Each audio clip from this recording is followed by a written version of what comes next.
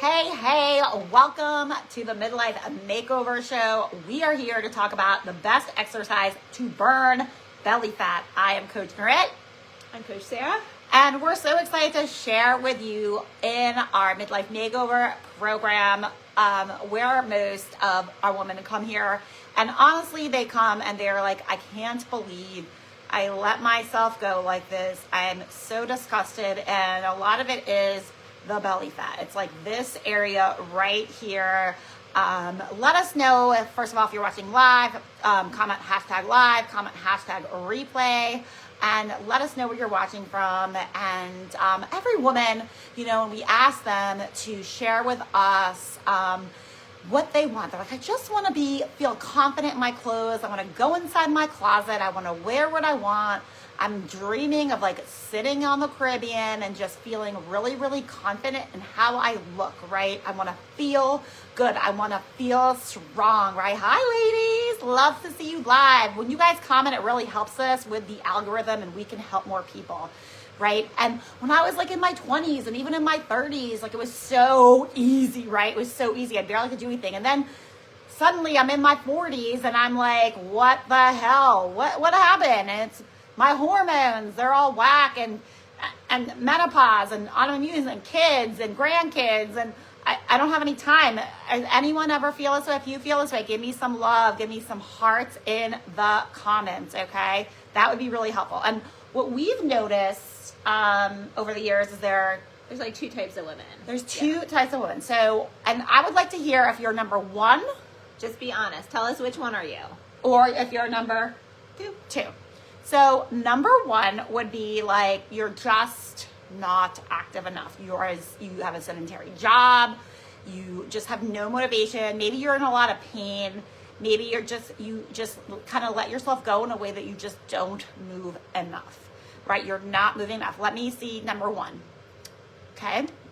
If you're number one and you have no energy too at that point too. Like there's very little activity, and so then there's no energy. So like it's hard to get over that hump of how to get started because you need to move to get energy, but you have no energy to move. And it's like this vicious cycle. Let me know if this like resonates. Yeah. Thank you, Shannon. It's like a cycle. Like you should move, but you can't move because you have no energy to move. Right. So catch 22. I was going to say 21. That's not right. And then number two is you are super active. You go to the gym every single day, maybe for even an hour a day. We've had this before, like 6 or 7 times a week, but nothing is making a difference. You're at the gym all the time, but you still like look the same. I've had so many women come to me like, I work out, I do all the things, and I don't look like I work out. All right, Sarah, make me look like I work out. I hear that all the time. And honestly, that was me. Like when I hit like, I would say like 35-ish, 36, I was like, what the heck? Like I'm doing the same thing and I'm just not getting the same results. I don't feel like I look like the effort that I'm putting in. Right. And it's a lot of effort. So why do we focus on the belly fat? Why people are like, why the belly fat? Well, y'all know, but we're gonna be honest and tell you. Yeah. So working on belly fat is more than just vanity, right? Although it's okay if it is. It is okay if you want to look good. Yeah. And I honestly, I think most women, all women, like they come to us and they're like, I want to look good. Okay. We are here for it, right? Mm-hmm. Belly fat we focus on because it is the most dangerous type of fat. So when you have fat around your belly and your midsection, that's called visceral fat.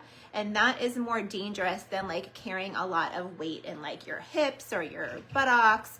The belly fat like gets in between your organs. So think about what's in your middle, right? You've got your liver, you've got your stomach, you've got all these organs that are essential for your body's functioning. And so what happens with the belly fat is the fat gets like in between and it impacts the functioning of those organs. So this can contribute to metabolic issues, right? So how your body digests and uses the food that you're taking in. It can give you digestive issues, so things like IBS, Crohn's disease, those sort of like digestive problems. It can contribute to gallbladder issues. It's correlated with an increased colon cancer and breast cancer risk. It can contribute to things like heart disease, liver disease, high blood pressure. And I'm not saying all of this to scare you, but just to point out that it's not just vanity to work on your belly fat. It has real implications for your long-term health, right? If you develop high blood pressure, you're at a higher risk for a stroke, which can really significantly impact your future, right? Belly fat can also lead to systemic inflammation, things like sleep apnea as well. So having trouble breathing while you're asleep, all of these things, pain, back pain, joint pain from carrying extra weight, right? So all of these things have a real impact on your day-to-day function and also on your future and what your future will look like, right? So what do we do about it? Were you gonna say something? I was gonna say let's get happy, right? Yeah. Let's get happy. Like, what can we do? Because there's that all way stuff we can do, because we always focus on. I like to always focus on what can we do and give positive energy. Well, that is the good news, right? Well, and I like to be honest, right? Because it is the #1 killer of women, that visceral belly fat, and that's why we get serious, because we are real and we will never lie to you. But here's what you can do. Pay attention. Take your notes out. Let's go. Yeah, so this is something that you can take control of, right? There are actions you can take on a daily basis to work on this. So spot reduction isn't really possible, right? You can't crunch your way to flat abs. You can crunch your way to stronger abs, but you can't crunch the belly fat away. That's not how fat loss works. You need to get all over fat loss in order to see the visceral belly fat go down, right? She's talking to all you people who work out every single day but are not seeing any results. Yes.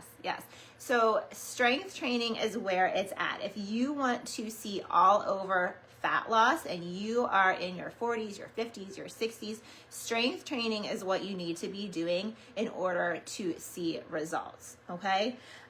So yes, you want to be eating, you've heard us talk about protein. You want to be eating the protein, you want to be eating well. Strength training is what takes that accelerates the process of building your lean muscle, of losing the fat, okay? And the more active your muscles are, so the more you build what's called your lean muscle mass, so your muscles in your body, the more you build that, your metabolic rate goes up, you can lower your cholesterol, your insulin resistance goes down, your blood sugar goes down. So everybody who's on that A1C, like you're in that borderline range, or maybe you've gotten type 2 diabetic, right? You can see that start to dip down. And we see that in the women who are in their program. I just talked to someone this morning who was like, my A1C is down, right? So this is exciting stuff, and it's stuff that you can control, right? So along with all that stuff, which is really, really good for your health, right? And diabetes is very important to me personally, with your A1C going down, with your cholesterol going down, with all those things, is when you do the strength training, when you do it the right way. She was talking about this, you are boosting your metabolism, which is how much fat you burn at rest. Okay, so that's really exciting. That's where we get to the physical part. So what is the right way to do strength training? So you want to do progressive overload. Right, and we're going to hit that in a little bit, but I want to touch on this, okay? All of this doesn't work out with your visceral fat if you do not have your nutrition in check, okay? And this is a problem. Most women don't know how to eat. They think they know how to eat. They don't know how to eat. And we do a lot of this, we do a lot of trainings here, and I'm happy to send you a ton of trainings on how to eat for your body, but fueling it, getting the most bang for your buck. A lot of people think they need to eat very, very little. That's not true. We want to fuel our bodies, right? Eat to enjoy, right? Eat as much as possible as you possibly can to lose that belly fat, right? So that is really, really important. So for the second person that we described, the person who needs to be more active needs to be strength training, right? And also fueling their body. The second person who is super active and not getting the results, they need to be strength training properly, like she was saying, and they need to be fueling their body in the right way, because it's very much a nutrition problem. So if that is you, right, ask us, PM us, say, what do you think I might be doing? And we can easily send you some resources, okay? So let's say your nutrition is on point, right? You're eating the right protein, you're eating the veggies, you're eating treats when you want. Like if you want a Snickers bar, you know how to do that. If you want some wine, you know how to do that, right? Let's say that. So the number one exercise for toning your abs, reducing cortisol, getting your hormones, if you are limited on time, what we would recommend, right, are squats, deadlifts, thank you, and push-ups. But here's the thing. Notice I didn't say sit-ups or any of those because really you want to do whole body movements. But how do I make sure I'm working my abs? This is my ab queen. So I'm just curious. Well, that is a very good question.